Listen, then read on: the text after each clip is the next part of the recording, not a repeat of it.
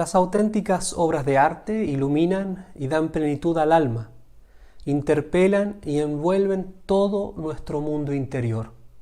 Nos emocionan, muchas veces hasta las lágrimas. Nos proporcionan alegrías duraderas y sinceras.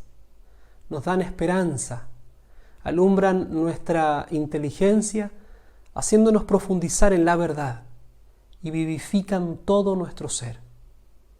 En cierto sentido nos protegen y alivian en este valle de las densas tinieblas de la cultura de la muerte que nos tratan de envolver hoy.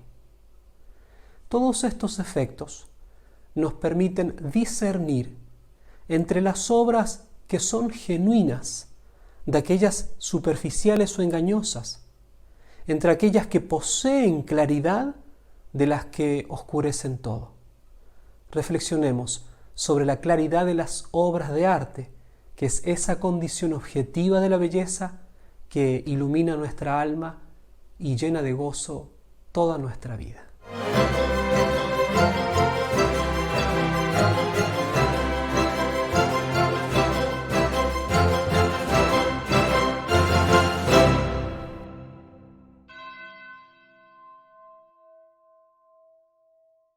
La belleza que resplandece llama la atención o entra en contacto o relación real con nuestras facultades perceptivas. Es decir, poseemos las capacidades apropiadas para aprehender este atributo esencial y objetivo. Y así, somos capaces de juzgar cuán bello es un objeto o realidad. De modo que hay un admirable equilibrio entre la dimensión objetiva de la belleza y la subjetiva de la persona que la aprehende. Como hemos dicho anteriormente, es esa condición objetiva de claridad o resplandor aquello que pone en contacto adecuado y proporcionado al ser humano con la cosa bella. La claridad del objeto le permite ser aprehendido y comprendido por toda la capacidad perceptiva e intelectual del ser humano. Este resplandor es un atributo que viene de un objeto que es claro en sí mismo, en su estructura o arquitectura intrínseca, en los diversos niveles de composición y organización, por lo que es una cosa inteligible y buena. No es algo añadido que le viene desde afuera después de haberlo creado o hecho. Tampoco es una proyección de parte del sujeto que lo percibe, sino que es algo de la cosa en sí misma. Recordemos que para que sea así debe poseer también y simultáneamente las otras dos condiciones objetivas de la belleza, a saber, la integridad o perfección óptica del objeto y la proporción o sistema de relaciones entre sus elementos constitutivos y de estos con el todo. Por ser una condición que se percibe, se relaciona con nuestros sentidos, con la inteligencia, que a su vez guía a la voluntad hacia ese objeto bello y que cuando lo aprehende, que es un tipo de posesión, le causa gozo. Disfrutamos íntimamente con él. Por eso la descripción de la belleza es pulcrum dicatur id cuius ipsa prehensio placet. La estructura inteligible de la cosa bella ilumina a la facultad cognoscitiva capaz de ser iluminada. Brilla desde la forma o esencia del objeto que configura y articula la técnica, los materiales y su contenido. Es decir, que se ha materializado significativamente en una obra. Por eso decimos que es la comunicabilidad fundamental de la forma o esencia que se hace real en relación con la mirada o la visión de alguien sobre el objeto. Al decir que una facultad es capaz de ser iluminada por la belleza, significa que hay una relación o proporción adecuada entre esta capacidad y las características constitutivas de la cosa bella. Esta cualidad es como el broche de oro de las cosas bellas, que además son íntegras y proporcionadas. Su importancia es radical, ya que es la encargada de la comunicación entre la cosa física y el receptor de la obra. Así, el esplendor del objeto bello toca hasta los rincones más profundos de la persona que es dócil a su influencia. Es para todos evidente que las cualidades sensibles tienen el poder de actuar sobre nuestra afectividad y sobre todo nuestro mundo interior. Podemos decir que existe una especie de tonalidad afectiva que acompaña normalmente a cada tipo de cualidad sensible y puede variar según sus diferentes combinaciones.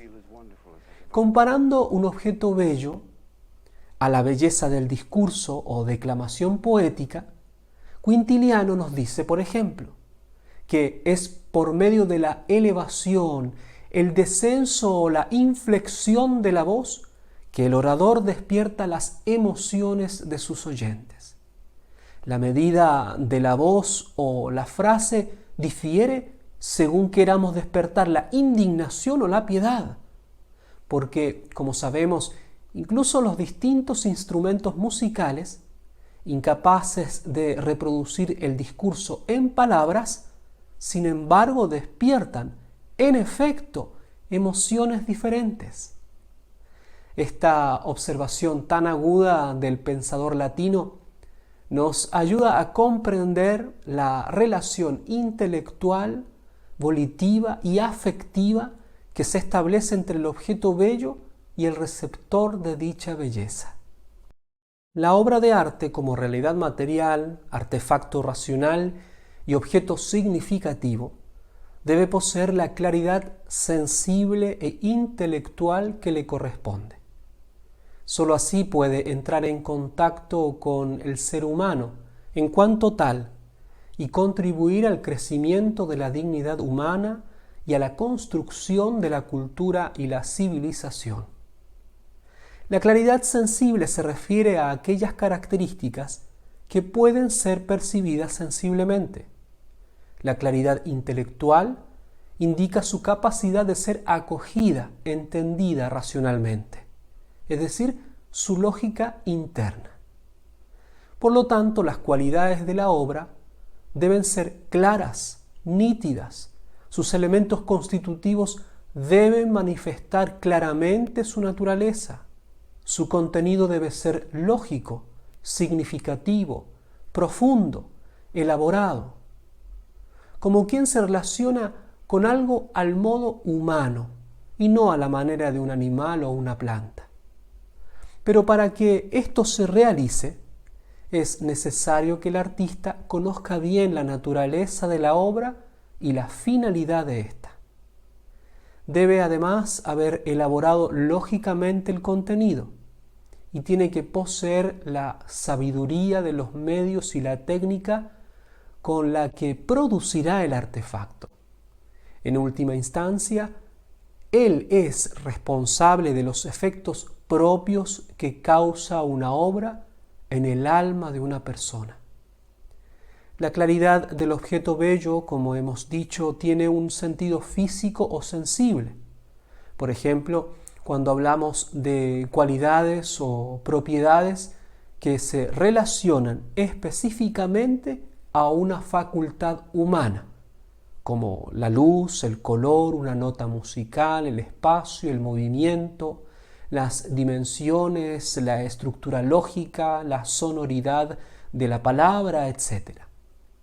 Es muy importante entender que cada cualidad se relaciona de modo específico con un sentido perceptivo.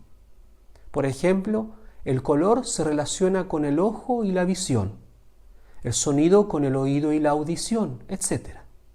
El artista debe saber que la correcta disposición de las cualidades físicas del objeto artístico aumenta la claridad objetiva de la belleza, y ésta ilumina más y más profundamente todo nuestro interior.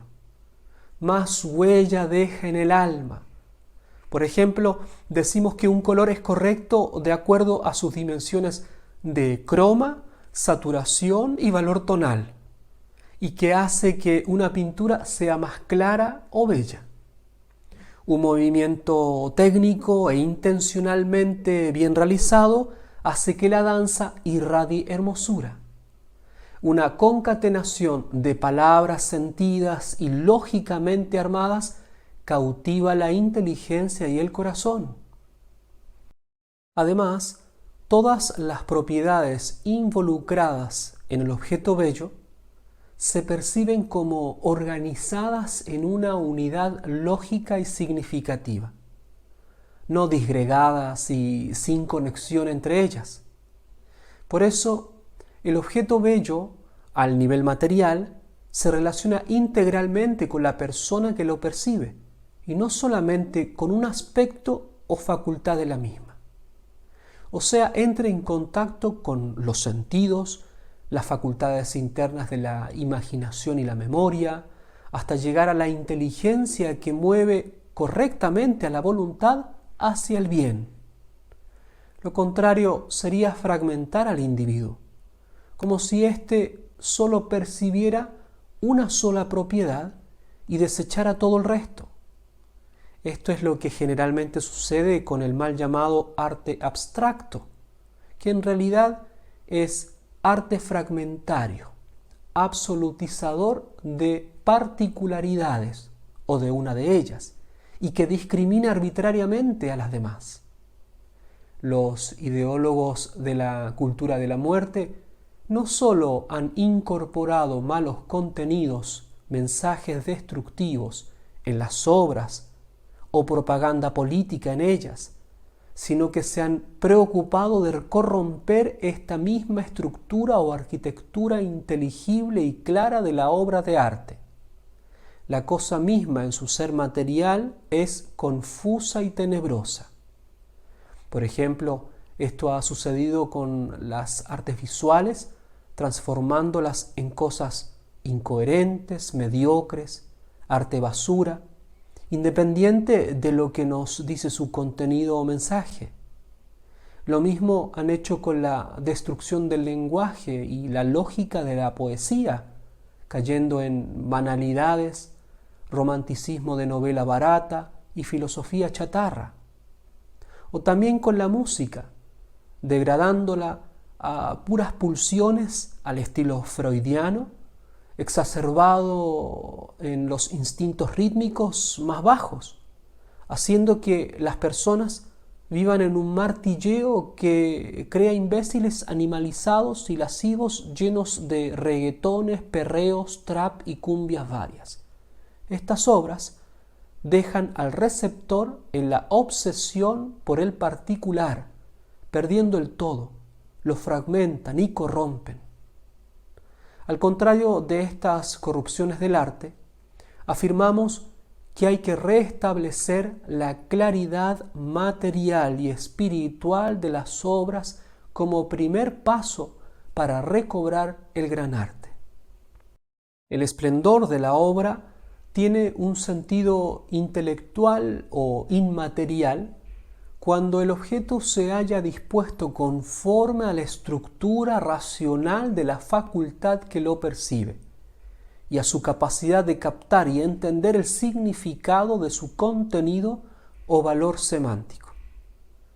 Esto se debe a que la palabra nítida, la buena argumentación, el discurso lógico, el racionamiento elaborado, el contenido de verdad, son la luz del entendimiento. La poética estructural y semántica de la obra de arte es camino de conocimiento del hombre y del mundo. El resplandor intelectual y espiritual de la obra esclarecen el misterio del universo y de la condición humana. Las obras bellas expulsan las tinieblas de la ignorancia, de lo absurdo, de la mentira y el engaño, de la atmósfera entenebrecida bajo el poder del príncipe de este mundo. Por más que el objeto sea formal y superficialmente bello, si es ilógico, absurdo, irracional, engañoso, falso o ideológico, estas características van en desmedro y degradan los niveles de belleza que posee y agreden el alma de quien la recibe. Por el contrario, la belleza de la estructura clara y del contenido lógico y bueno da paz. Por lo tanto, la claridad y radiación material inteligible de la obra de arte involucra todo el mundo interior del ser humano, su inteligencia, voluntad, vida afectiva, etc. La belleza entonces humaniza al ser humano, o sea, lo hace crecer integralmente. Así, contribuye esencialmente al crecimiento de la sociedad y la cultura. Sin belleza, el ser humano se degrada a niveles autodestructivos, como lo vemos lamentablemente en la actualidad. El espectáculo de lo bello, en cualquier forma en que se presente, levanta la mente a nobles aspiraciones. Si la belleza es auténtica, sintoniza con sus íntimas expectativas de trascendencia. En la aprehensión de la belleza, pregustamos un adelanto de la patria a la que todos estamos llamados, porque vamos de pequeñas claridades hasta alcanzar el resplandor mayor. Por eso, cualquier combate por la vida y la cultura debe incorporar el rescate de la auténtica belleza. Hay que animarse a buscarla por doquier y proponerla nuevamente. Queridos amigos, acuérdense de suscribirse al canal y dejen sus comentarios y preguntas para que sigamos conversando de estos temas tan importantes. Activen la campana de las notificaciones y denle al me gusta. Si quieren, también pueden colaborar a la cuenta de Patreon para que podamos hacer más y mejor material. Pongo también la bibliografía en la descripción por si quieren profundizar en estos temas. Y compartan estos videos para que muchos artistas y los que no lo son se entusiasmen nuevamente con la belleza resplandeciente del arte. Que Dios los bendiga.